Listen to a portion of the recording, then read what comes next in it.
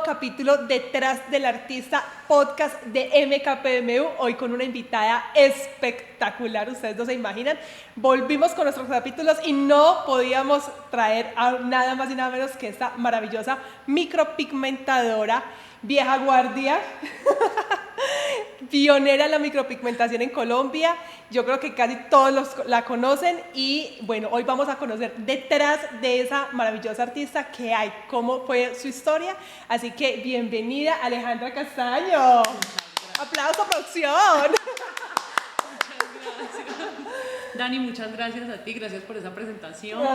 Me honra mucho estar aquí, de verdad. Creo que algún día te escribí y te dije, Dani, qué chévere, quiero estar algún día en ese podcast. No lo imaginé que se iba a hacer realidad y estar aquí es muy emocionante. Para nosotros es un honor tenerte aquí y escuchar todo lo que tendrás para contarnos y conocer un poco más, porque claro, en los eventos tenemos muchas historias tuyas, los que tenemos la oportunidad de conocerte hemos escuchado demasiado y bueno, ahorita como eres coach también tu diálogo es maravilloso, pero quiero escuchar qué hay desde tus inicios, mi Aleja. Cuéntanos cómo es esa niñez. Empecemos por ahí. Muchas gracias. Mi niñez, a ver, crezco en un hogar con mi papá y mi mamá, vivían juntos en esa época cuando yo estaba pequeña con una hermana, nos llevamos un año de diferencia y pues fue, digamos que una infancia un poco compleja porque mi papá es esquizofrénico, mi mamá pues se le estaba pegando la esquizofrenia de mi papá. Contagiando. Sí, fue una infancia difícil por la rudeza de ambos. Sin embargo, mi papá tenía como esos contrastes, como que la esquizofrenia y de repente iba como a la polaridad del arrepentimiento y de querer como reparar muchas cosas que hacía en medio de sus locuras y pues en ese orden de ideas también nos divertimos mucho, es como un blanco y negro. Eso es lo que recuerdo como de mi infancia, como esa parte en donde había un papá como luego arrepentido y mi mamá pues tenía muchos problemas, ellos dos como pareja, y ella evadía mucho estar en la casa, se refugió mucho en el trabajo, entonces pasamos más tiempo además con él, fue una experiencia bastante difícil, más muy, digamos, nos enseñó muchísimo a ambas, a mi hermana y a mí. Muy bien, muy bien. ¿Y tú de dónde eres tú, Aleja? Pereira. Yo soy de Pereira, Colombia. De Pereira. ¿Y tu adolescencia? ¿Cómo fue tu adolescencia pasando esa situación con tus papás? Yo crezco, yo soy la menor, bueno, nos llevamos apenas un año, pero yo crezco como una niña muy tímida, supremamente tímida, y me refugié muchísimo en el estudio. Era excelente estudiante, era la nerd del salón. Tenía muchos complejos físicos, muchísimos complejos físicos, me sentía la más fea del mundo. Y lo era. Ay, no, jamás. Y se veía así. Entonces, pues, ¿qué pasa? Que crezco con muchos complejos, mucho bullying, porque era muy psicorrígida, era muy dedicada al estudio, muy ñoña, y me hacían mucho bullying por eso. Era demasiado delgada, tenía, en esa época existía el cómic de Popeye y de Olivia es la cerdita, creo. Oliva, entonces me decían Oliva. Yo tuve muchos apodos cuando estaba en el colegio, entonces eso me hacía como ensimismarme mucho más, era muy tímida y empecé a encontrar como mayor apoyo en los hombres que en las mujeres. Me sentía más parte de los hombres que de las mujeres porque no tenía como físicamente esos atributos tan femeninos.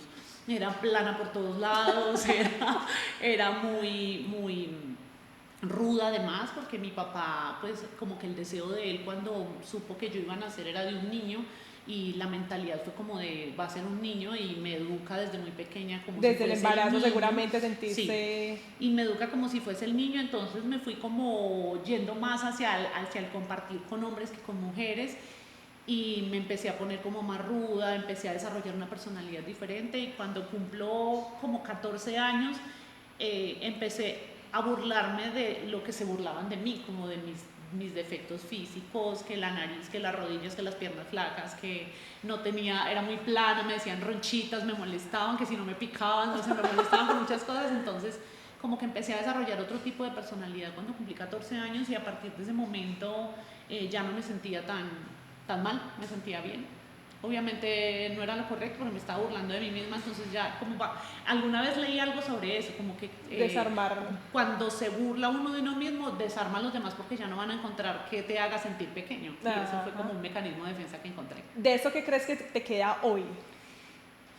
Muchas cosas. Siento que primero que nada, además hoy en día que tengo mucha más información sobre eso, es como que nos aplastamos muchísimo nosotros mismos con muchas cosas. Hoy en día le digo a las personas que yo era horrible, y claro, es por lo que yo veía en ese momento en el espejo, que era horrible, que yo era la cuñada de todo el colegio porque veía a mi hermana hermosísima, en el hombre que yo me fijaba, se fijaba en mi hermana, me mandaban saludos a ella, entonces... Contigo. Sí, y es cuando siento que es lo que nosotros vemos a través del espejo, que claramente se basa en las emociones que sentimos. Y con base en la infancia que viví, pues crezco como con un rechazo a mi papá y un rechazo a la parte física, a su físico, que básicamente yo era igualita a mi papá físicamente. Y digo era porque ha cambiado mucho todo. Y era el rechazo hacia mi padre, el rechazo hacia lo que veía en el espejo de parecerme a él. Claro. Entonces me queda como esa lección, como que cuando vemos a través de las emociones es lo que se refleja en el espejo realmente. Ajá. Bueno, Aleja, cuéntanos ahora un poco de tu historia, una anécdota de tu adolescencia, cómo fue ese primer amor, cómo vas a... Bueno, aparte, pues en algún momento te sentías incómoda, pero tuvo que haber un amor en la adolescencia, en el colegio. Sí y no, o sea, me enamoraba del que se enamoraba de mi hermana. Definitivamente no. Entonces era muy chistoso porque luego cuando ya veían que mi hermana no les prestaba atención y yo me hacía como la psicóloga de ellos, como el paño de lágrimas, luego ya se fijaban en mí y yo ya no ya los veía diferente, ya. No los veía diferente, yo tenía mi trauma de como de que se está fijando en mí, además, o sea, me aplastaba yo porque decía, se está fijando en mí porque mi hermana no le paró bolas.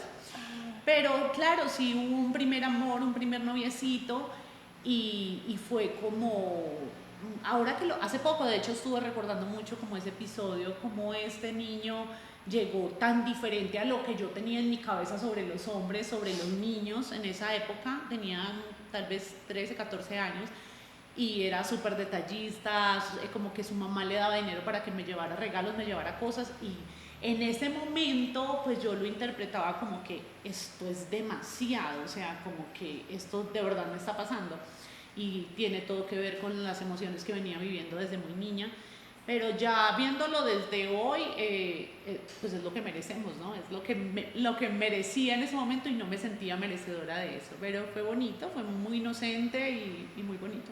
¿Qué edad tenías? 13, 14 tal vez. Ese fue tu primer amor ahí. ¿Cuánto duró? No sé, Dani, no. Yo creo que el año de estudio, porque sí. ella luego se fue. Sí, son amores muy fugaces. Sí, muy inocente, muy inocentes. Lindo, realmente fue muy inocente, muy lindo. Ok, Aleja, ¿y cómo fue tu primer trabajo? Mi primer trabajo, bueno, yo trabajo desde muy pequeñitica, porque mi papá ha sido muy comerciante, y mi mamá también, como rebuscadores, como decimos acá en la zona paisa. Entonces mi mamá compraba mercancía y vendía y nosotros aprendimos a vender a través de ella. Mi mamá muy de manualidades, de decoración, hacía muchas cosas.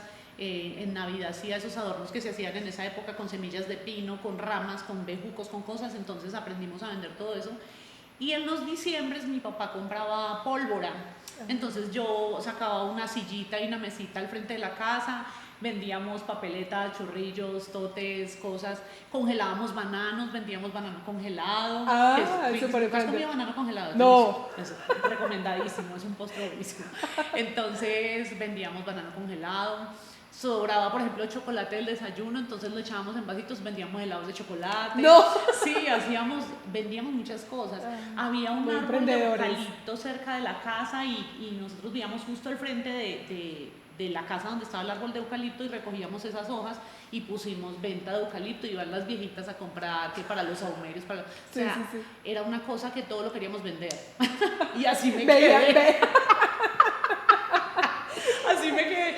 yo soy de esas personas que yo veo como que voy a comprar algo en 5.000 y lo puedo vender en 6.000 y a mí me emociona eso. Yo digo, wow, me voy a ganar 1.000 pesos que no tenía. Entonces quedé como con esa Ese mentalidad. ADN vendedor, Sí, emprendedor. lo tengo. Entonces mi primer trabajo pues fue vender pólvora y ya luego cuando tenía 16, iba a cumplir 17 años, en esa época había que, para poder trabajar uno como menor de edad, había que ir a la oficina del trabajo con los padres y los padres firmaban un permiso para dejarte trabajar. No sé si eso exista todavía porque eso fue hace muchos años.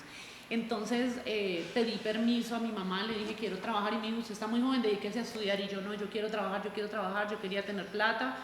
Y me dice mi mamá, si se pone a trabajar le pongo responsabilidades. Usted no tiene responsabilidades en ese momento, pero si trabaja tiene que pagar los servicios o tiene que pagar la cuota de la lavadora, una lavadora de esa chacachaca de esa época que era con un coso así para escurrir la ropa. ¿La conociste? No, pero... Era como una prensa y uno metía la ropa así mojada y empezaba a hacerle así, eso la escurría y ya salía seca porque si no salía... Yo creo que la hizo en eso solo hacía así. Ya. Entonces, ¿verdad? Yo le dije que iba a trabajar y me puse a estudiar de noche con 14 años.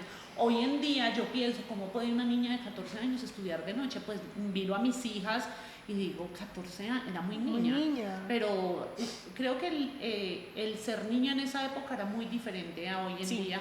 Además que claro, son infancias diferentes.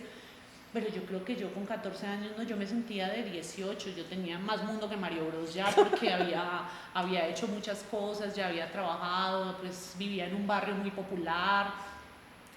Y resulta que, ¿verdad? Entré a estudiar de noche y era con puros adultos, yo era la niña del salón, todos eran mayores de 20 creo en esa época, a hacer décimo y empecé a trabajar en un almacén de ropa. ¿Por qué crees, Aleja, que fue como ese afán a trabajar o a salir adelante? ¿De dónde salió el afán? Te lo voy a decir desde lo que pensaba en ese momento y era tener plata porque... Independencia época, y poder comprar lo que quisieras. Nunca tuve ni siquiera, pues mi mamá se ganaba un salario mínimo, mi mamá nos cría siendo aseadora en una empresa, en una casa ortopédica. Y pues lo necesario, ¿sí? Tenía lo necesario. No fuimos, yo siempre dije que vengo de un hogar muy pobre, pero nunca pues siento que los recursos más escasos es cuando uno ves las casitas de esterilla y esas cosas. No teníamos una casa propia, pero mi papá desempleado casi siempre y mi mamá se ganaba el salario mínimo. Entonces no supe nunca lo que era llevar dinero al colegio para comprar el algo o habían paseos o había algo y mi mamá tenía que hacer una rifa para poder darnos el dinero. Recursos limitados. Recursos muy limitados. Sin embargo, era como ese deseo de querer manejar dinero. Hoy en día me doy cuenta que era lo que ves como ejemplo en la casa de una madre muy trabajadora y que trabajó desde muy joven, entonces era como el deseo de ser como ella. Siento eso. ¿Para ti qué es felicidad, Aleja? Defínenos felicidad. Felicidad. Para Alejandra. La felicidad es hacer lo que quieres, poderlo disfrutar y que por eso recibas, yo creo que una recompensa, que por eso puedas proveer, que con eso puedas vivir tranquilo. Siento creo que tú recuerdas cuando yo daba una conferencia sobre el Ikigai, que era el propósito de las primeras conferencias que me impactaron tuyas y yo la amé. Entonces desde que conocí la filosofía del Ikigai es como que eso es felicidad. La felicidad es cuando haces algo y te gusta, cuando lo haces bien, cuando te pagan por hacerlo y cuando impacta positivamente al mundo. Entonces eso es felicidad. Adicional a eso puedo decirte que ya con la información que tengo en este momento es muy importante sentirte pleno emocionalmente, ¿sí? Porque puedes estar ejerciendo una profesión, tener una vocación, sin embargo hay muchas cosas que tenemos pendientes por solucionar emocionalmente, entonces también tiene que ver mucho con gestionar tus emociones y sentir que puedes respirar tranquilo. Hoy, ¿qué te hace feliz, Aleja? ¿Qué haces eso que tú dices, ay, ya soy feliz haciendo esto? Muchas cosas me causan mucha felicidad. Me causan mucha felicidad compartir con mi familia, ¿sí? Me hace muy ¿Cómo se feliz. conforma tu familia? Cuéntanos un poco de Mi eso. familia, somos, bueno, la familia como tal, somos una familia muy numerosa. Vivo con mis dos hijas, una tiene 17, la otra tiene 18. Vivo en un apartamento y debajo de ese apartamento vive mi mamá. Y muy cerca de donde vivo vive toda mi familia. Tengo una hermana que les hablaba al principio, nos llevamos un año apenas. Ella tiene sus dos hijos y su hija ya tuvo otra hija. Entonces es como, Tía abuela. soy tía abuela y esa es como la familia más cercana, pero vivo con mis dos hijas y tengo dos perritas y tres gatos. Me Entonces encanta. somos 3, 5, 7, 8. 7, 8. Vivimos 8 en mi casa. Y compartir con ellos me hace muy feliz, muy feliz. Y adicional a compartir con mi familia, para mí es muy bonito en este momento poder compartir mi palabra con las personas. Eso yo creo que es, esta semana le decía a mi pareja, me hace tan feliz hacer esto porque él siempre, ahora que hago psicoterapia, él siempre me dice, no te cansas, no, o sea, no es como mucha información, como que yo siento que te puedes cargar mucho, y yo le digo, no, siento un placer de poder como con el tiempo vas adquiriendo como unos lentes diferentes con los que puedes ver mucho más claro, más clara la vida, o también funciona mucho ver la vida a través de la experiencia, que la experiencia es la que te da sabiduría. Entonces poder decirle a alguien que no puede ver bien y que tú tienes unos lentes, no es que tenga unos ojos mejores que esa persona, me puse unos lentes con los que veo un poco más claro, y desde esa claridad poderle decir a alguien, tú sí puedes, avanza. Me produce eso que tú dices ahora, como, ay, la persona se va, y yo lloro a veces, yo digo, wow, esto me da mucha satisfacción, porque fui muchas veces, siempre vamos a ser toda la vida alumnos o maestros, una de las dos, o las dos al mismo tiempo, Sí. pero poder ser como esa guía, que muchas veces busqué esos guías y cuando los encontraba era como que, Dios, gracias porque no puedo ver con claridad, eso me hace muy feliz. Qué bueno. Y te veo así. Te veo así, Gracias. te veo así. Se me notó. Sí. Se te nota cada vez que podemos compartir una palabra. Yo, Aleja, ya lo tiene todo claro. Amo, Sí. Amo hablar contigo también. Bueno, mi Aleja, ahora cuéntanos un poco cómo llegan tus niñas a tu vida. ¿Cómo es esa historia de amor? ¿Qué pasó ahí? ¿En qué momento tuviste dos hijas? Bueno, ¿en qué momento? No sé. No. ¿Cómo llegan? Cuando yo estuve casada. ¿Tú estuviste casada? Sí, Dani, estuve casada. No, contame. Estuve casada. 14 años estuve casada. 14 años. Sí. Un amor muy lindo, una relación muy bonita. Éramos muy jóvenes. Yo tenía 19 años, él tenía 21 años. Fue muy bonito. Me fui a vivir a Venezuela cuando me casé. En esa época Venezuela era... Pero él era colombiano. Sí, es colombiano. Sí. Un hermano de él vivía en Venezuela y nos fuimos a vivir allá. Fue una experiencia maravillosa. Aprendí muchísimo. Hoy en día lo puedo ver. Y cuando cumplí, yo tenía 19 y a los 29 quedé embarazada. O sea, llevamos 10 años de casados por la iglesia, y quedé embarazada y fue la locura. O sea, yo recuerdo ese momento de los momentos más difíciles en mi vida, porque ahorita te estaba contando un poco de eso, yo era una aventurera, o sea, yo era de deportes extremos, de irme a embarcar en un neumático por un río y a donde me llevara, de acampar. Yo llegaba todo el tiempo, lo que hablábamos hace un rato, yo llegaba todo el tiempo con los tobillos esguinzados, y andaba, por ejemplo, Alejandra y 10 hombres, y yo era un hombre más. Entonces nos íbamos para esas superaventuras. Y yo siempre decía como que en mi mente en ese momento era, tengo que ser madre algún día. Pero, o sea, sí estaban tus planes. Sí, tu sentir era más. Pero era así como esa parte biológica de nacer, crecer, reproducirse y morir. Sí, entonces como que lo que ya te inculcaron, sí, que hay ningún momento que tener hijos. Como que no me puedo morir sin tener hijos, pero no sabía cuándo, no lo tenía pensado. Entonces a los 29 yo quedo embarazada. Yo a los 29 años pues había trabajado desde muy niña, entonces me iba bien, trabajaba en ventas, siempre trabajé en ventas y tenía unos puestos muy buenos, ganaba muy buenas comisiones porque, como te digo, obsesiva por las ventas. Entonces departamento de ventas al que yo Comercial, llegaba, 100%. yo empezaba como, yo era Alejandra Maldonado, la de hasta que la plata nos separe, o sea, era una cosa que mi equipo tenía que ser el mejor en ventas, yo tenía que ser la jefe del mes, era muy competitiva, pero obsesiva, me enfermaba. Entonces, no pensaba como en tener hijos tan joven, bueno, 29. Y cuando Sí, me doy muy cuenta joven. que estoy embarazada, ya llevaba 2 meses de embarazo. Y yo entré en pánico. Pero Yo- igual tenías ya tu esposo estable. Eso te iba a decir, tenía mi casa, tenía 10 años de matrimonio, estaba ya mayor, pero fue como que, oh por Dios, yo no sé hacer un tetero, yo no sé cambiar pañales, yo no sé ser mamá, ¿cómo voy a ser mamá? Pensaba yo. Entonces llamó a una tía que es como la matriarca de la familia, una hermana de mi mamá, y llorando, y me dice, ¿qué le pasó? Y le digo, yo estoy embarazada. Y me dice, ¿y qué pasa? Y le digo, ¿yo qué voy a hacer?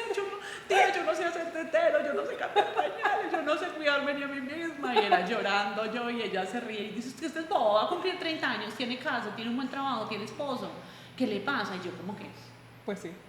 sí, ¿verdad? Y yo tenía 2 meses de embarazo y acabo de entrar a un gimnasio y le dije al entrenador, me dijo, ¿cuál es el objetivo que tienes? Y yo, quitarme esta barriguita. Casi que le pedí un aborto al entrenador. O sea. Entonces me dijo, ok, vamos a trabajar para esa barriguita, y hacíamos muchas abdominales. Y cuando me di cuenta que entonces yo, claro, súper chupada así, y cuando me di cuenta que estaba en embarazo fue un fin de semana, y yo era supervisora de ventas de la central lechera de Manizales. Entonces llego yo al lunes y llegué con ropa materna. Ya transformada en Con una mamá. barrigota que todo el mundo me miró. Yo nunca voy a olvidar ese momento. Yo subo con un vestido rosado, yo me vestía solo de negro, metalera, desmetalera, y llego de blanco con rosado, y todo el mundo, ¿a usted qué le pasó? ¿Qué le hicieron este fin de semana? Estoy embarazada. No, una bobadita, un par de huesitos que tengo ya. Pero, ¿cuándo? ¿Qué? Y yo ya con barriga, o sea, Pero eso, ¿sabes que ya he escuchado varias veces eso? la tranquilidad. No, siento que cuando se enteran que el embarazo, ¡fum!, sale la panza. Entonces es que las mujeres como que se niegan a esa situación, entonces guardan, porque no saben, no se enteran, no sé qué pasa, pero ya he visto varias historias. Incluso una familiar tuvo una historia, es que se enteró del embarazo a los 8 meses y ahí, todos los 8 meses, wow, plana. No, loco. Y se enteró y ¡fum!, le salió Es toda la muy barriga. loco porque yo tenía solo 2 meses y parecía de 5. Y fuera de eso, llego vestida de blanco con rosado. Yo me fui a comprar un vestido y yo, ¿qué me pongo? O sea, yo usaba ombligueras, los jeans, era re flaca. Y yo voy y miro ropa de embarazo y vi ese vestido y fue como... Y en ese momento también supe Conectaste también. que iba a ser una niña. Fue una cosa muy loca. Ah, bueno, O sea, además. yo nunca fui ni de supersticiones, ni de presentimientos. Yo era la más desconectada del mundo entero, de todo. O sea, yo era como muy racional. Y yo vi ese vestido y yo, no, pues me voy a poner eso. Y me fui a trabajar el lunes, y cuando llegué y todo el mundo, la gente se reía y dice, se ve tan rara. Y yo, sí, yo sé. Y ya, o sea, cambió mi El biología, chip, claro. todo cambió, me cambió hasta la música que escuchaba. Yo me volví la más maternal del mundo. Yo empecé a estudiar por internet cosas o sea, me entregué a eso, fue impresionante. Y nace efectivamente una niña, Salomé. Me fue súper mal en el embarazo, súper mal. O sea, yo vomité hasta en el momento en que iba a parir. O sea, fue impresionante. Nunca todo el mundo me daba recetas que coma galletas de soda, que tome soda, que no se tome el ácido fólico, que todo lo que me decían yo lo hacía. Y nada me funcionó, vomité todo el tiempo. Y ya después de que nació Salomé, a los 3 años de tener a Salomé, estábamos un día en el parquecito de donde nosotros vivíamos, en un conjunto residencial, y el conjunto tiene un colegio al lado, público. Yo ya había empezado a hacer cejas, estaba muy reciente de hacer cejas, 1 año tal vez. Entonces estábamos en el parquecito y se me acerca una negrita hermosa con un afro así grandotote, como una lámpara, así, parecía un micrófono, como este, no, más grande. No. Y así, y se me acerca y me dice, hola amiguita, y entonces le digo yo, hola, y yo tengo una fijación por la raza negra, pero es algo especial. Te encanta. Sí, ya hace poco me di cuenta que el abuelo de mi papá y la familia de mi papá eran afrodescendientes, yo no lo sabía. Y me dice, hola amiguita, y entonces yo, hola, ay, qué negra tan hermosa, y entonces me dice, ¿me prestas tu bicicleta, y mi hija estaba montando en bicicleta. Entonces yo le digo, ¿cuál bicicleta? Y me dice, la de tu hija. Es que ya le dije a ella y ella no me la quiso prestar. ¡Ay! Mi hija, pues hija única, re egoísta. Ay, sí. Entonces le digo, yo, Salo, préstale la bicicleta a la niña. Y Salomé ni siquiera estaba montando, ahora que recuerdo, estaba ahí en el pasal y ella estaba en un columpio. Y entonces le digo, yo préstale la bicicleta a la niña. Y entonces torció los ojitos y yo le dije, cógela. No, bueno. Esa muchachita montó en esa bicicleta por ahí 2 horas seguidas, se oscureció y ella seguía montando y dando ¿Y tú vueltas. eras capaz de decirle no? No, yo con una compasión y yo, ay, pobrecita, no tiene bicicleta, no sé qué, bueno. Y yo me quedé enamorada de ella y le dije, ¿tú dónde vives? Y me dijo ahí, me señaló la casa de la esquina. Y yo, pero yo como la vi y yo vi esos apartamentos y yo dije, ya no puede vivir ahí porque no se veía muy bien cuidada. Entonces le digo yo, y no había papás. ¿con quién vives? Y me dice, mi mamá, yo vivo ahí, me señaló un apartamento. Entonces yo dije, ok, pero yo me fui como con esa cosita, entonces llegué a la casa y nos fuimos con la niña y le dije, tan linda esa niña, ¿cierto, amor? Y a ella no le, mi hija en ese momento no tenía amigos, no, era súper retraída, ella pensábamos que tenía Asperger o algo de autismo porque era muy, muy, muy retraída. Entonces mimada por ser y además única.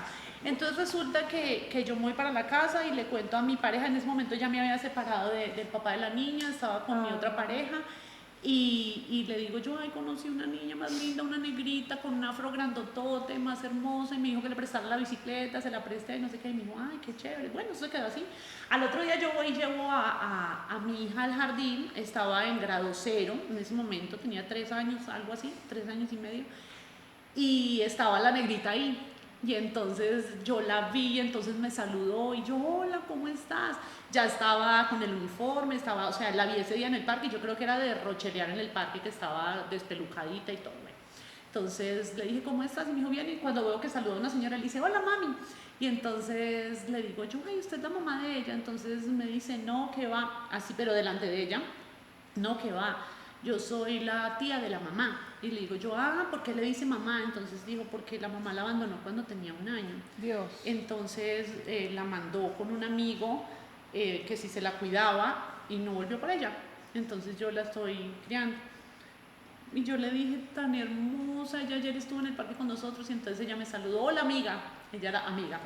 Entonces me saludó y yo enamorada de esa muchacha, yo, tan hermosa, fue amor a primera vista. Y entonces ya la veíamos todos los días y yo le decía a la niña, ¿puede ir a jugar? Y Salomé empezó a hacer más empatía con ella. Yo le dije, amor, ¿tú por qué no me dijiste que la niña estudiaba contigo? Y me dijo, porque ella no es amiga mía. Entonces yo le dije, bueno, y empezaron a hacerse amiguitas. Entonces ya nos encontrábamos en el parque todos los días con ella, ya empezó a ir a la casa y para resumirte, porque es una historia re larga, al cabo de unos meses la niña vivía más en mi casa que en la casa de ella. Que en la casa de ella. La señora al principio un poco desconfiada, como de como quien vivía yo y nos la pasábamos solas porque él trabajaba todo el día. Entonces yo un día ya fui y le dije que si la niña se podía quedar en mi casa y dijo que sí y empezó a dormir en la casa y ya no se quería ir.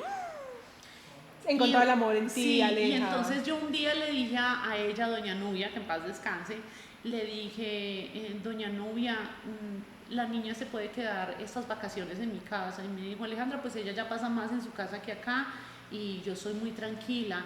Yo quiero que la niña tenga un hogar. Yo le he buscado, ella como que intentó darla a otros hogares porque ella estaba muy mayor, estaba muy enferma y sus hijas le decían que ya no estaba para estar con una niña. Y resulta que verdad se quedó y ya se quedaba más y más y más en la casa y un día salió al parque a jugar y llega y entró y me dijo, mami. Y entonces yo, y yo, mami, ¿por qué me dijiste así? Y me dijo, ay, perdón, ¿te puedo decir mami? Y yo, sí, claro, me puedes decir mami. Y me empezó a decir, me dijo, entonces tú eres mi mami y mamá Nubia es mamá. Y yo, bueno.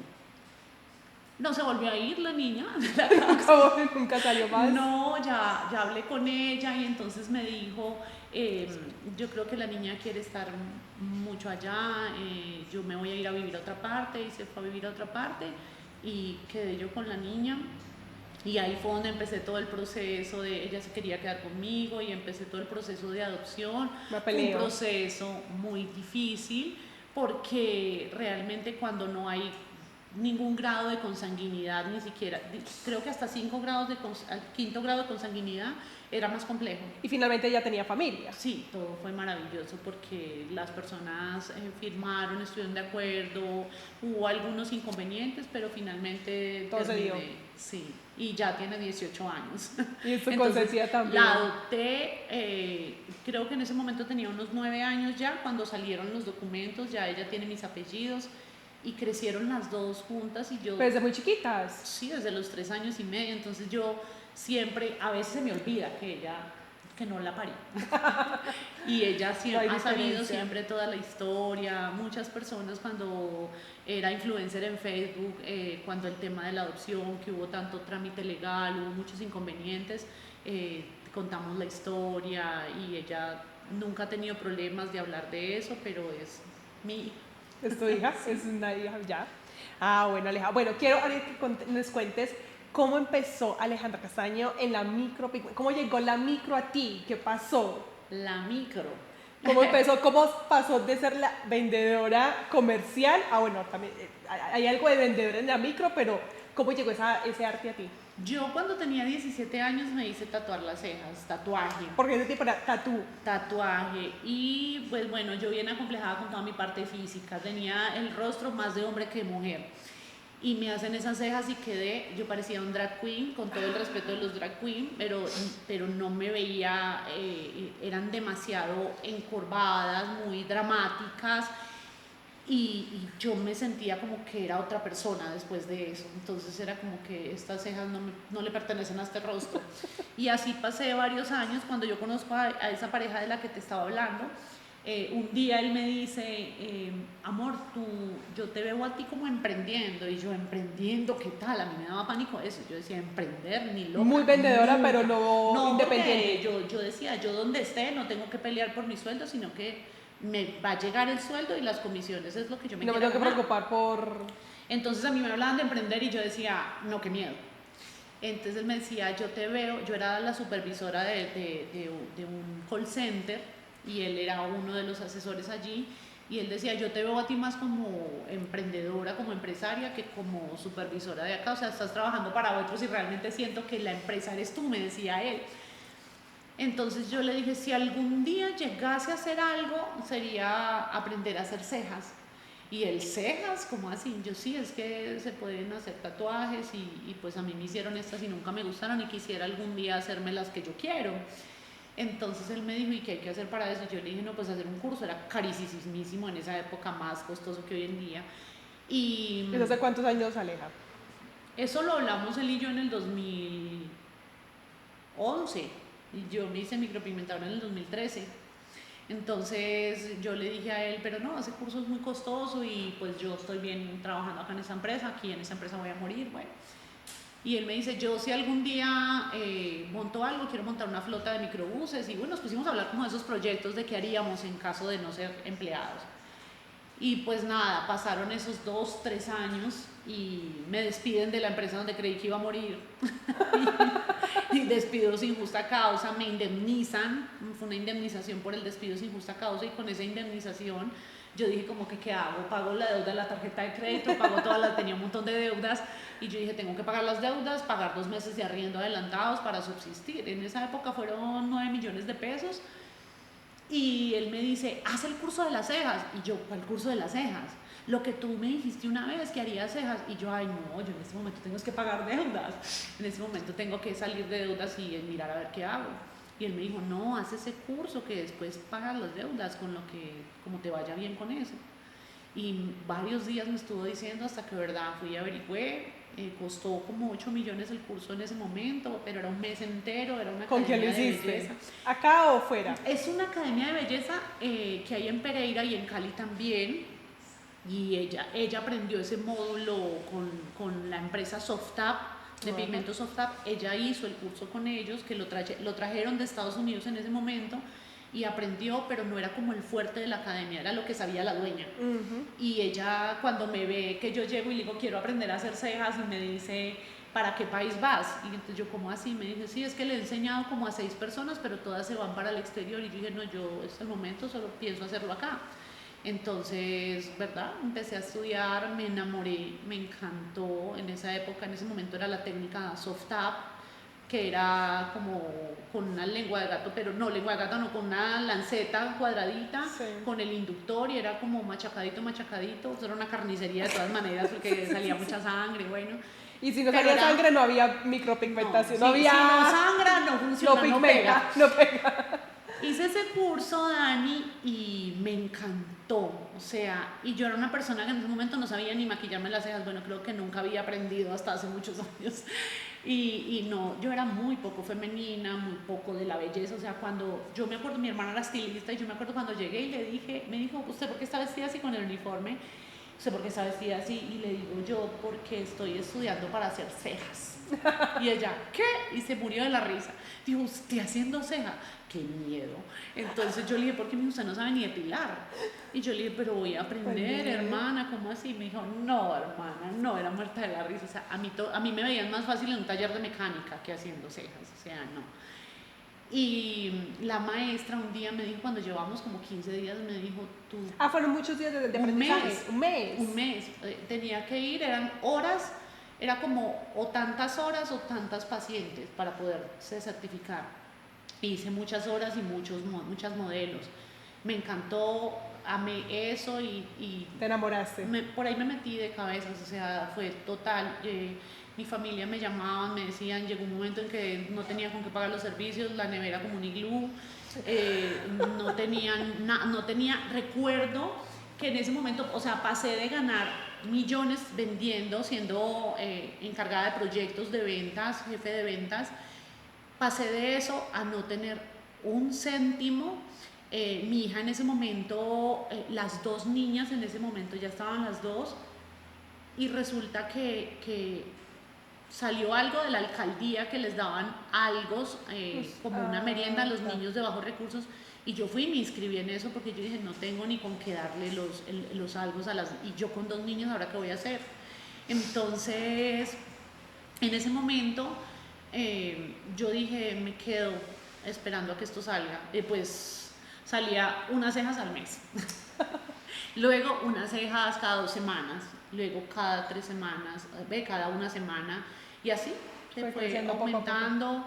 Me enamoré profundamente de la micropigmentación, me sentía súper bien.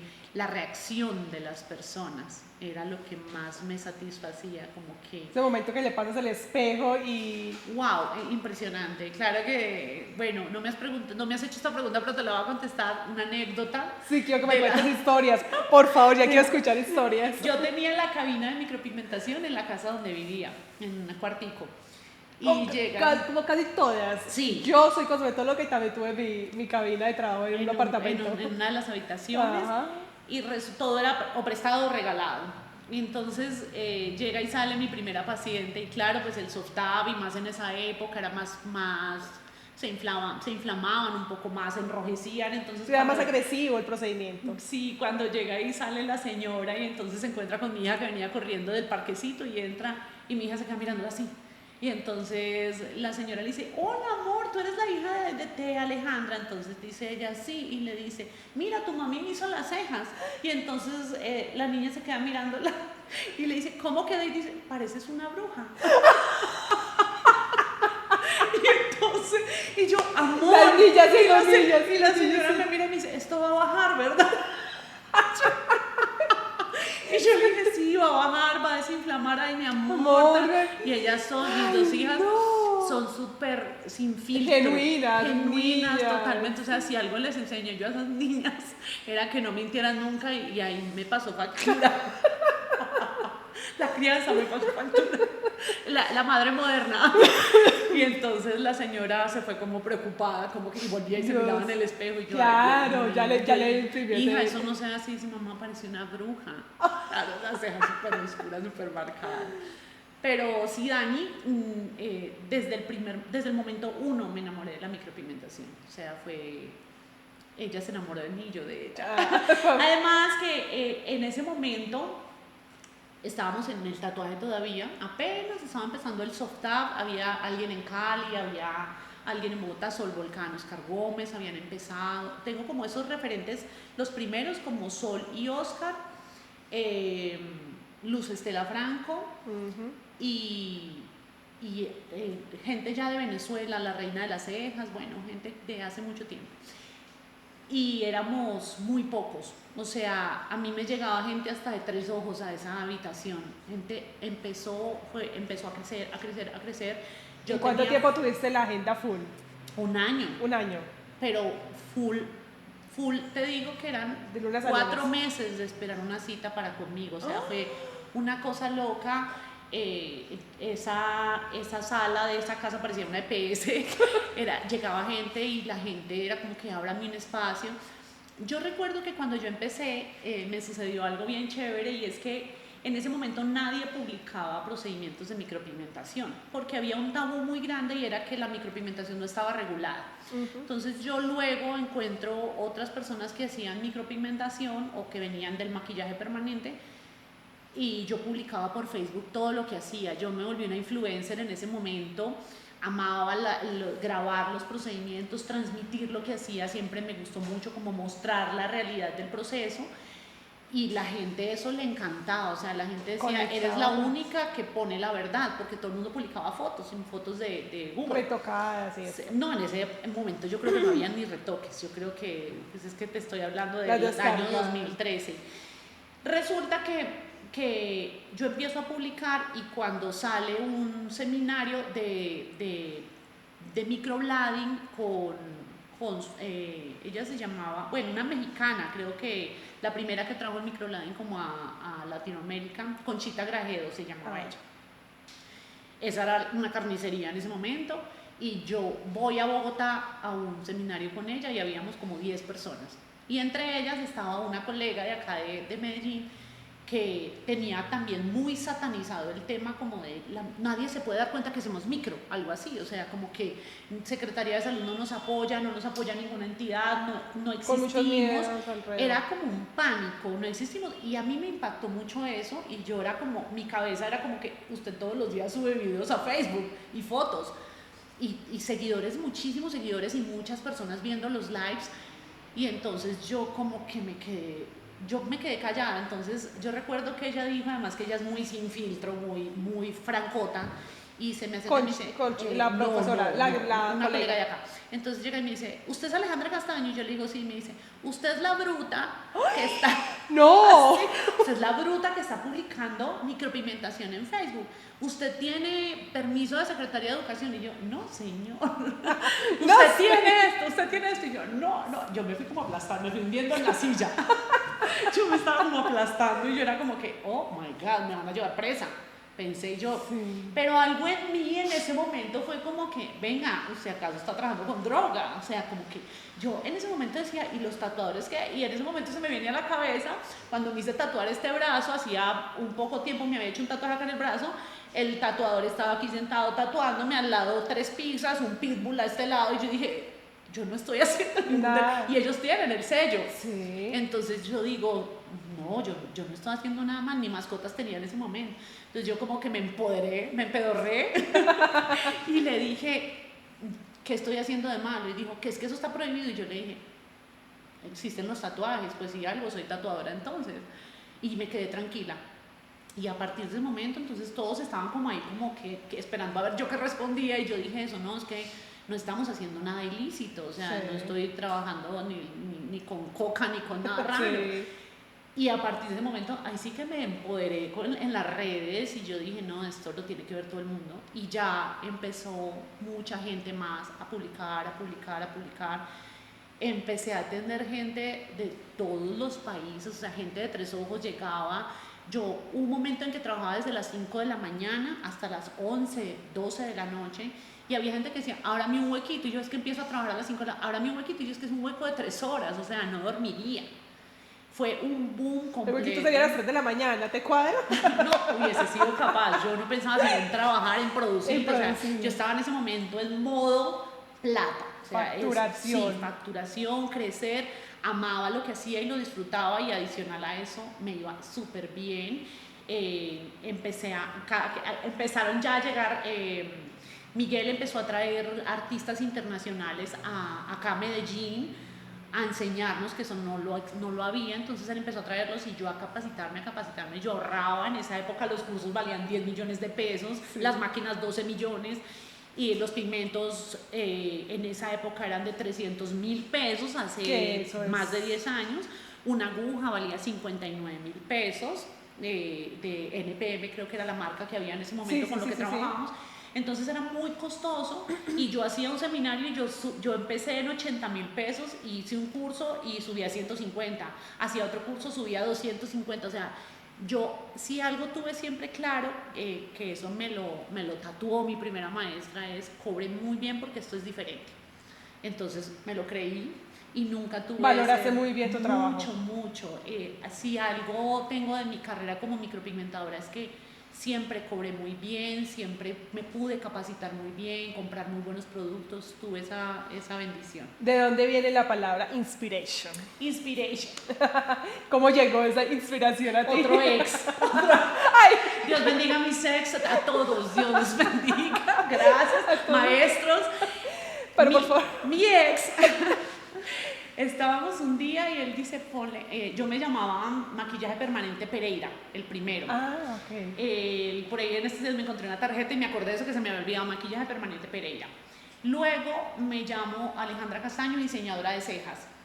Y luego me dice él un día: oye, yo veo que eso que tú estás haciendo, eso es un boom, o sea, te está yendo demasiado bien. Yo ya era facturando. Sí, mi amor.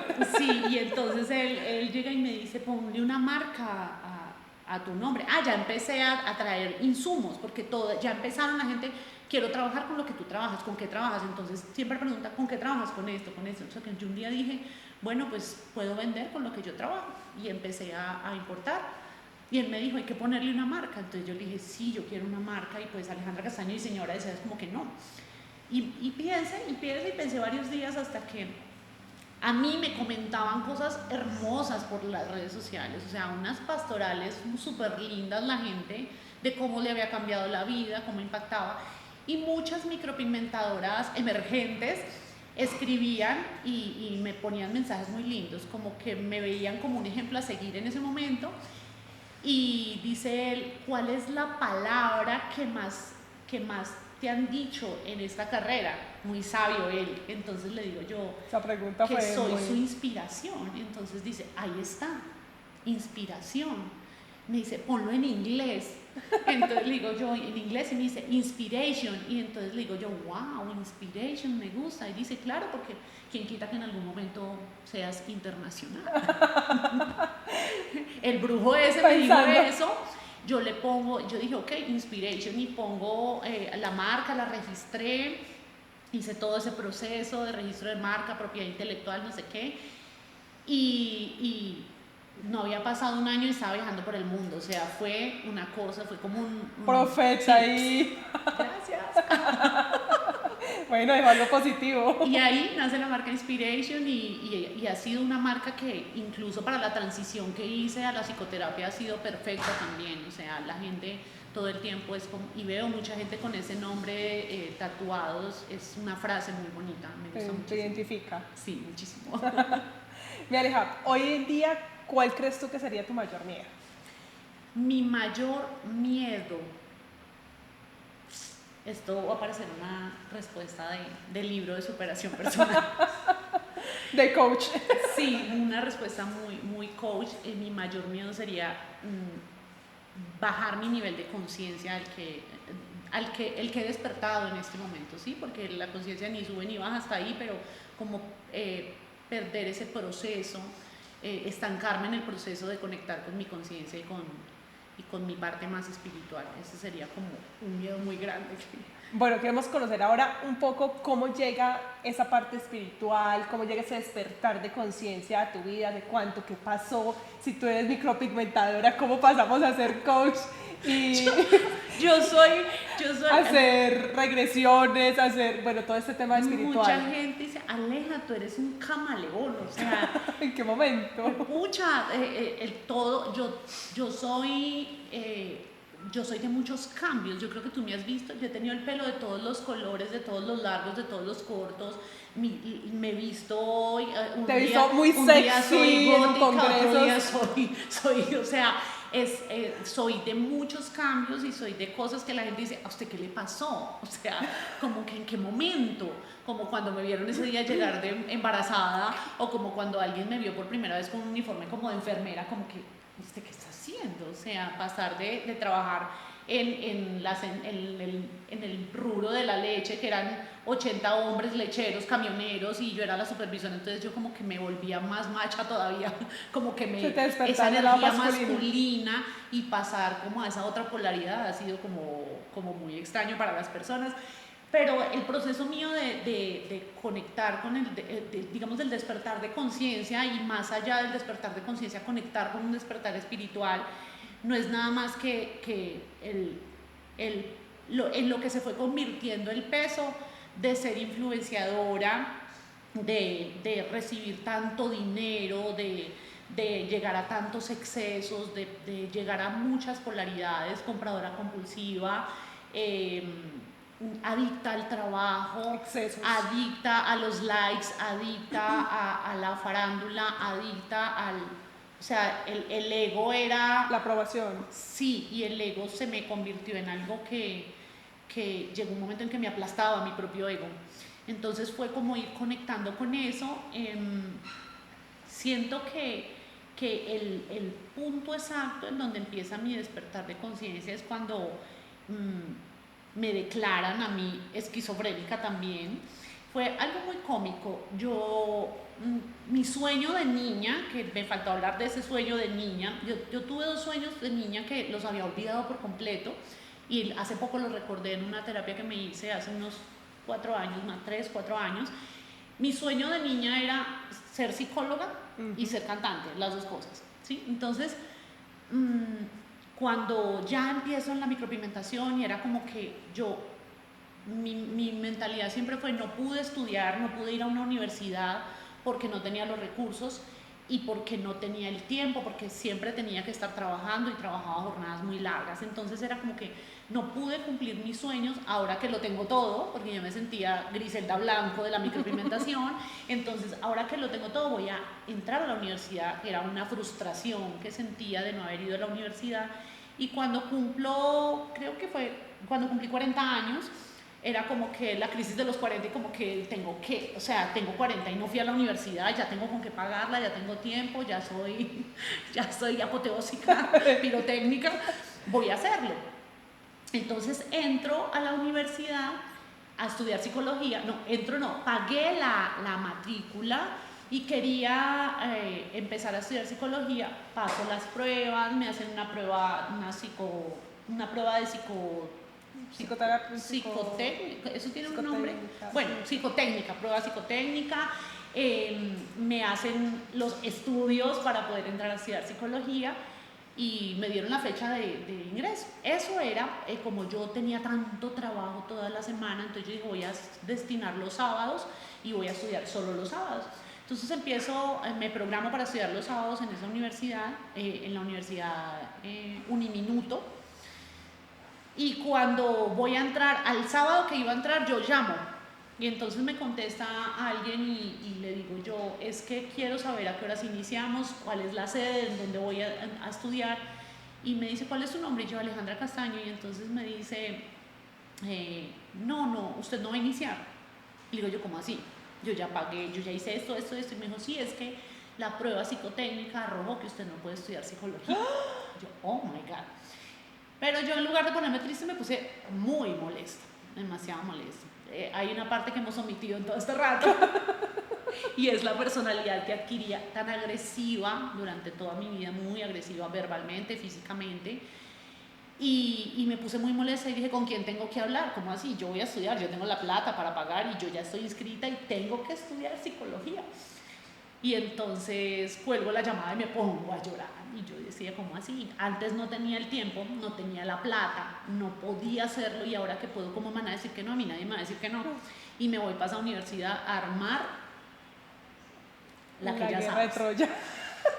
Y entonces, necesito hablar con esa psicóloga. O sea, me ponen a esa psicóloga, entonces, que ya viene, que no sé qué, y salió otra psicóloga. Era tan agresiva yo que esa psicóloga dijo, yo no le doy la cara a este monstruo. Entonces salió otra doctora ahí, entonces yo le digo, quiero que me expliquen qué pasa, o sea, ¿estoy loca o qué? Entonces ella me mira con cara de sí estás loca. Sí. Mira tu actitud. Pero yo ni siquiera me daba cuenta de eso. Sí. O sea, ni siquiera me daba cuenta de que fui re agresiva. Entonces me dice, mira, esto arrojaron tus pruebas psicotécnicas, eres muy agresiva, tienes muchos traumas, tienes, o sea, me mostró mis dibujos y este dibujo que hiciste significa que sientes esto y esto, y este dibujo demostró que eres esto y ese. Entonces preferimos darle la oportunidad, claro, además la Uniminuto, preferimos darle la oportunidad a alguien con menos recursos y que ya haya vivido un proceso psicológico, psicoterapéutico o que no tenga esas señales que tienes tú. Yo me acuerdo que yo me hundí en esa silla, o sea, yo como que me quedé. ¿Qué pasó? ¿En qué momento? Como que el sueño de mi vida, o sea, es como que pasas 40 años pensando que no pudiste estudiar porque no tenías dinero. Sí. O pasas 40 años pensando que no podías estudiar porque tu trabajo no te lo permitía y llega el momento en que todo se puede y no se puede. Y no se puede. Ese fue un Y choque. y que además descubriste algo que no tenías en tu mente jamás, pues ni por... Cero.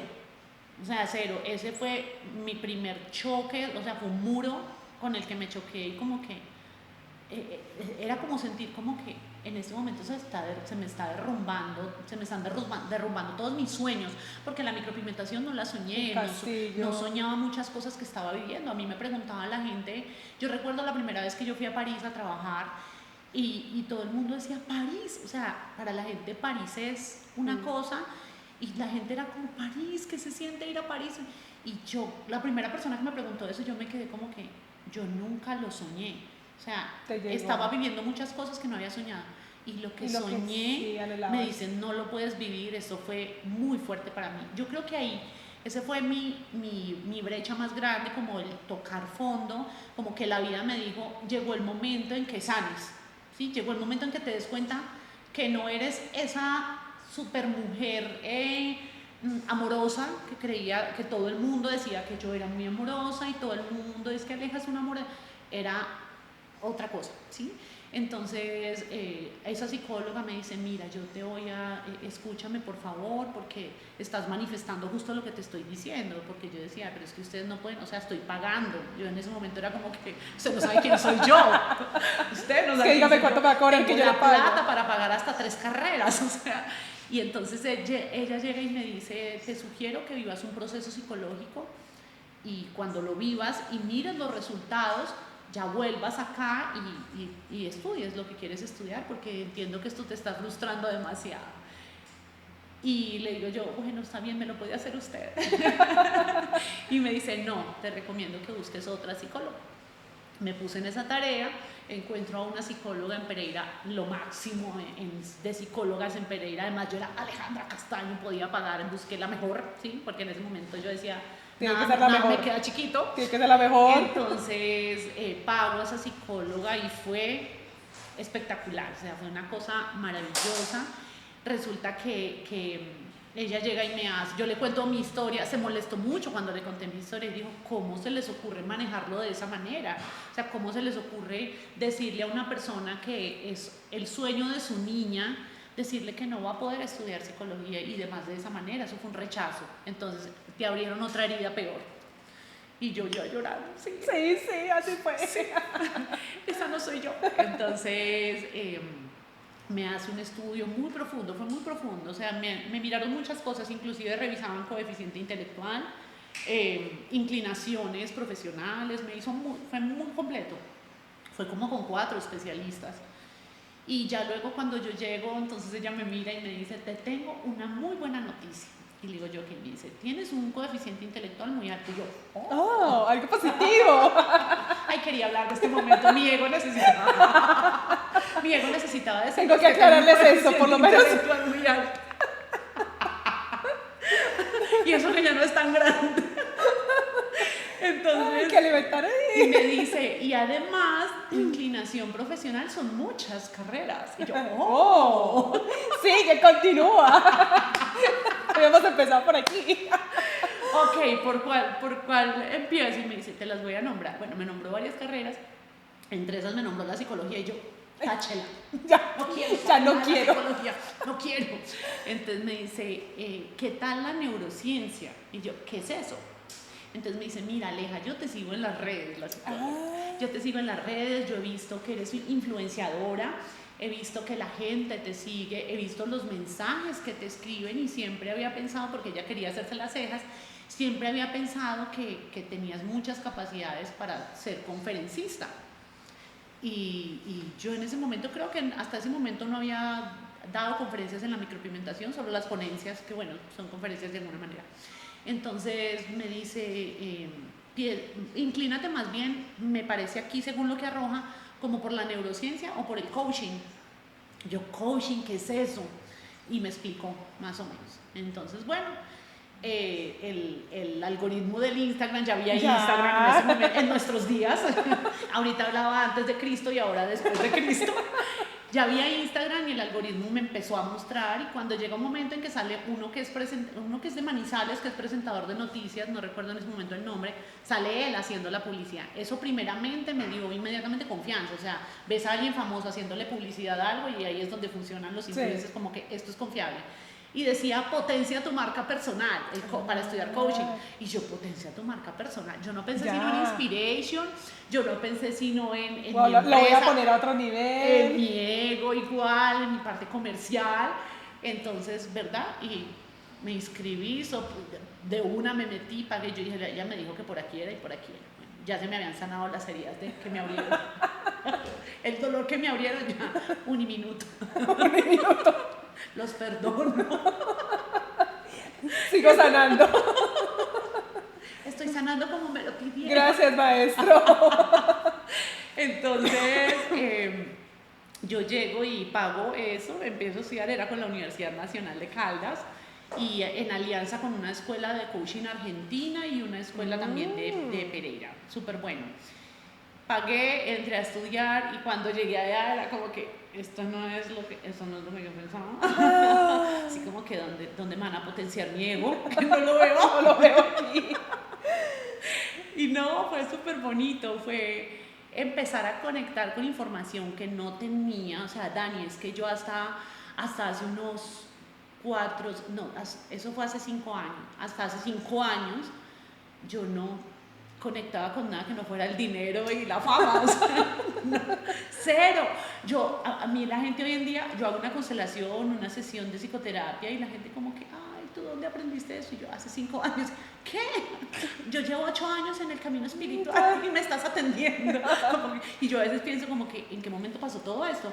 Porque desconectada completamente, yo escuché una información en esa carrera que nunca había escuchado, o sea, como que no había conectado con nada sutil, con nada de la conciencia, nada, cero. Yo escucho que las personas dicen, yo tengo mis dones desde chiquito, yo sentía mis dones, yo veía, yo olía, yo sentía, a mí se me aparecían cosas, me hablaban los muertos, me soñaba y se cumplía. Yo nunca nada, o sea, cero es cero. Entonces, cuando llega la conexión, llegó toda. Sí, yo empiezo a estudiar eso y empiezo como que, ok, esto es esto, tan. Terminé esa certificación, llega la pandemia, y yo en la pandemia pues entré en crisis, como creo que todos entramos como en esa crisis, como de, ¿y ahora yo qué voy a hacer? Porque si no pueden venir a que les haga cejas, voy a aguantar hambre. Era mi pensamiento. Sí, no, todos pensamos que ¿quién se va a hacer cejas? Claro, yo ya tenía la escuela grandísima. Estamos pensando en otras cosas. Entonces resulta que yo llego y yo ya hacía lives, pero bueno, estoy hablando de, en ese momento tenía 3.000 seguidores, que era un montón.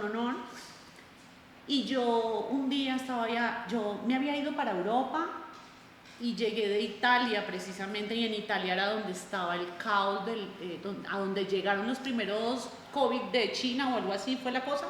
Entonces mi familia no quería que yo llegara. Yo llegué en el último vuelo, un vuelo humanitario que mandaron desde Madrid a Pereira, y ahí me vine yo en ese vuelo con mi hermana.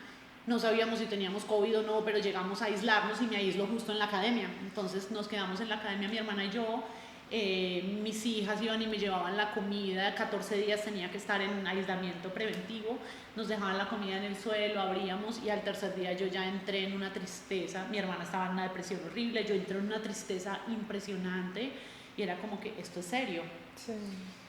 Y pongo el celular en un trípode y yo me acuerdo que respiré profundo y yo era como, ¿qué voy a decir? ¿Qué voy a decir? Voy a hablar con la gente, no tenía con quién hablar, mi hermana lloraba todo el día, se tiró en un mueble a llorar, lloraba.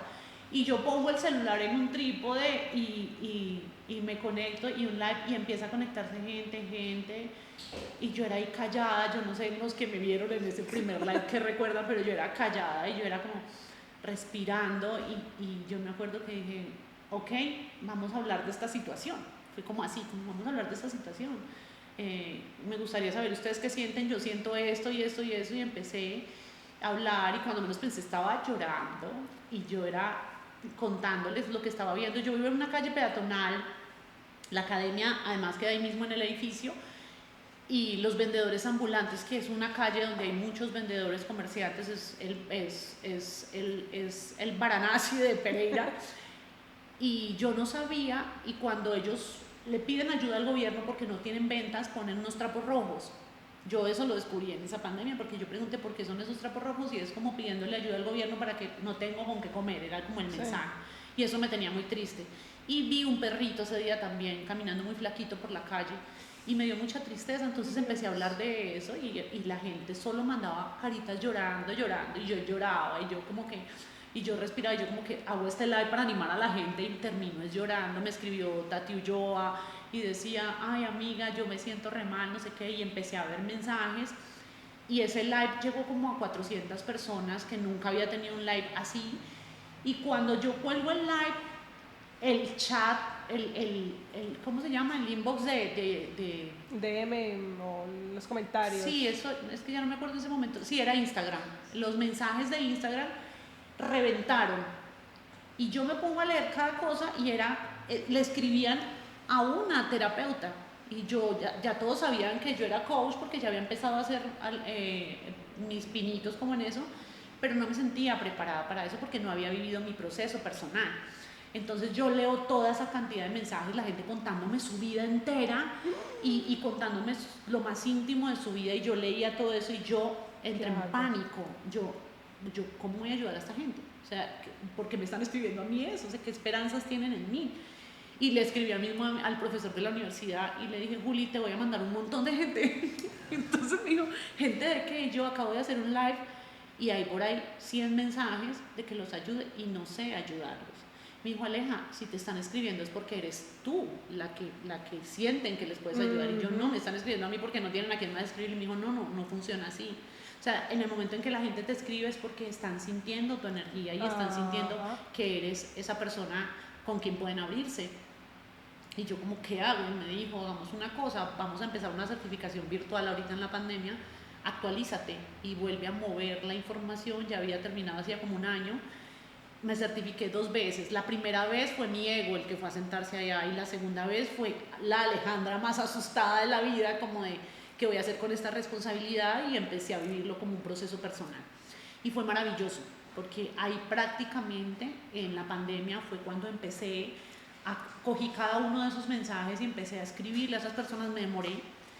Y todos los días empecé a hacer lives, yo no sé si tú recuerdas, empecé a hacer lives a las 10 de la mañana, todos los días me conectaba y pasé de 3.000 seguidores a 13.000 en ese momento, fue un boom y la gente me escribía y decía, por favor no pares de hacer los lives terminaba de hacer el live y me sentaba a hacer terapia, o sea, con las personas, hablarles lo que podía en ese momento, porque además yo no había vivido... Con las herramientas que tenías. Sí, eran un tenedor y un cuchillo, un trinchete, pero con eso. Sí.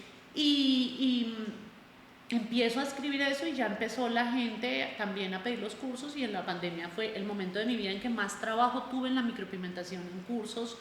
Online, todo el mundo se conectó a estudiar y a enfocarse como en otras cosas. Era impresionante. Y entonces, como las dos cosas. Y así fui empalmando, y ese fue como mi despertar de conciencia. y ya luego el conectar con lo espiritual sí tiene que ver mucho con un viaje que hice a Perú, una peregrinación espiritual que hice a Perú, donde ya conecté con esa parte, porque tampoco era súper chistoso, todo el mundo, eso fueron una cantidad de mujeres esotéricas, numerólogas, astrólogas, todo el mundo, y yo, micropigmentadora. Yo aquí. Sí, yo era como que... ¿Les hago las cejas? Sí, les hago las cejas, era lo único, todos le leo la carta astral, le hago el tarot del oráculo, y yo como que les hago las cejas. Te veo, está un poquito más alta, te la podemos cuadrar. Yo mirándole las cejas y ellos mirándome Laura. Me encanta. Tal cual. Bueno, Aleja, vamos a pasar ahora. Vamos a resolver esto con una palabra. ¿Listo? Una palabra que describa quién eres hoy. Una palabra. ¿Quién soy hoy? Una palabra. Una. Bueno, dos. Díganle El palabra. que dos. Dos.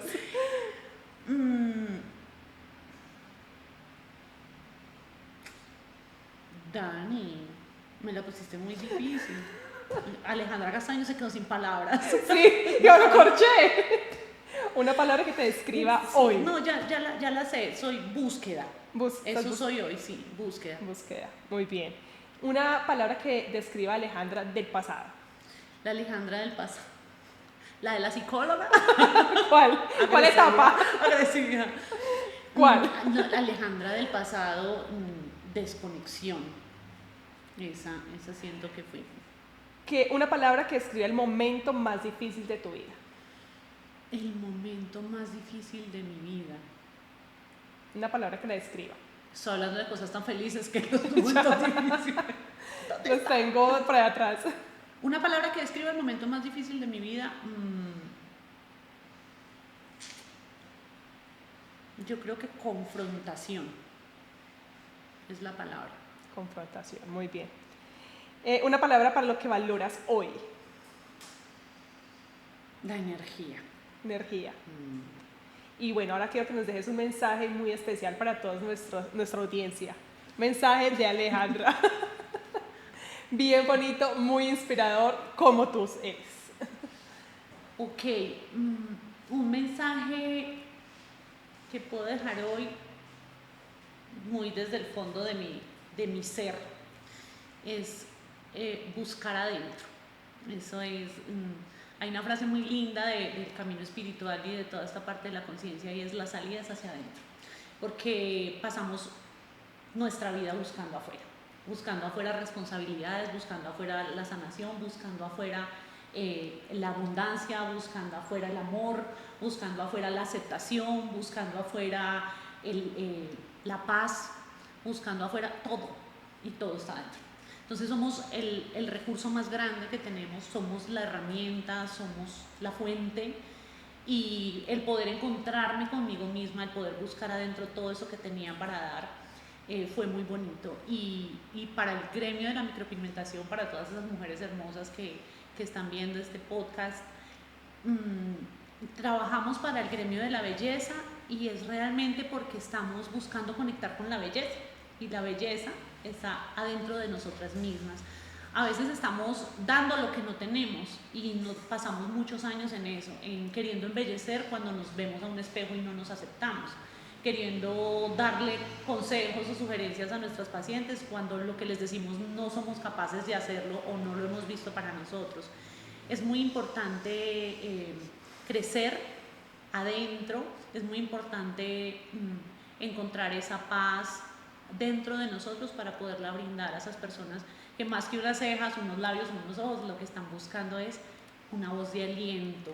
A veces sabemos de nuestros pacientes más que su propia familia, porque los atrae a nosotros la confianza y esa energía, que es lo que te decía ahora, la energía es lo más bonito que existe, todo es energía. Entonces, sentir esa energía del paciente, y el paciente claramente la siente por nosotros, entonces poder solucionar adentro lo que queremos solucionar afuera. Ese es mi mayor mensaje en este momento. Muy bien. ¡Felicitaciones! Me encanta, Aleja. Muchísimas gracias por todo eso que nos acabas de contar. Por favor, producción, ayúdenme con el detallito que tenemos para nuestros invitados. Me merezco un regalo y todo. Claro que Me sí, merezco. por supuesto. Muy bien, gracias. Mi Aleja, ese es un detalle de MK muy especial para ti, con mucho cariño. Muchas gracias, lo recibo con todo el amor que tiene. Destápalo, por favor. A ver, Exacto. estas cajas de MK siempre emocionan. Uno a veces sabe lo que va a llegar y se emociona. ¡Wow! Empezamos con la engordación. No, endulza. Endulzar el no va alma. para el estómago, esto va para el corazón. Ajá, me encanta, sí. Ok. ¡Que lo rompa! ¡Oh! Ya ¡Qué nuestro bello! clásico hoodie. ¡Qué bello! ¿Y sabes algo? Ay, esto va para mi niña interior. Ah. Mi niña interior siempre quiso un buzo de capota y nunca lo tuvo. Me los compré ya grandes, pero los amo. O sea, no sé, es una cosa. Yo no sé de quién me enamoré con un suéter de capota alguna vez en la vida. Pero los amo, muchas gracias. Tócalo por dentro, que es delicioso. Nosotros lo No, es amamos. que se siente, es súper abollonadito. ¡Ay, qué rico! Gracias. Ay, no, me Aleja, gracias a ti. Gracias. Bueno, me Aleja, de verdad, muchísimas gracias por estar aquí, gracias por aceptar nuestra invitación. De verdad que fue muy especial. Gracias a toda nuestra audiencia por estar aquí conectada, escuchándonos con cada invitado. Nos encanta escuchar tus historias. Siempre es un placer y yo siento que, la verdad, de todas las preguntas que tenía, me quedé corta. Ay, es que yo una Creo pregunta que es una historia completa. va a tener que haber una segunda parte. Va a tener que haber una segunda parte porque Aleja tiene mucho que contarnos, de verdad. Gracias por aceptar esta invitación A ti y por la siempre invitación. aquí las puertas de MK están abiertas para ti. Muchas gracias. Gracias. Chao.